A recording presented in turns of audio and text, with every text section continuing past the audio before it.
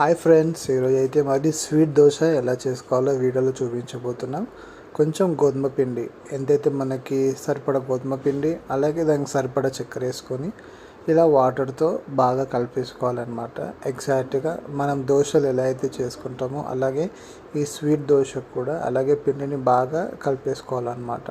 So మీరు చూడండి పిండిని ఎలా కలుపుతున్నారో ఫైనల్ వరకు. సో ఈ విధంగా మనం కలిపేసుకుంటే సరిపోతుంది. అండ్ నెక్స్ట్ ఏంటంటే స్టవ్ వెలిగించుకొని ప్యాన్ తీసుకొని కొంచెం వేడి చేసుకొని పైన ఆయిల్ వేసుకొని ఆయిల్ కొంచెం హీట్ చేసుకోవాలండి. అలా హీట్ అయిన ఆయిల్ పైన కలుపుకున్న పిండి ఏదైతే ఉందో ఆ పిండి తీసుకొని అలా ఎగ్జాక్ట్గా మనం దోశలు వేసినట్లయితే ఒక 2 to 3 మినిట్స్లో అది వేగడం స్టార్ట్ అవుతుంది. ఫైనల్గా మనం చూసినట్లయితే గోల్డ్ కలర్లో వస్తుందన్నమాట మనకి దోశ. మీకు చూపిస్తాం చూడండి, ఎగ్జాక్ట్గా ఇలా వస్తుంది. సో ఇలా వచ్చాక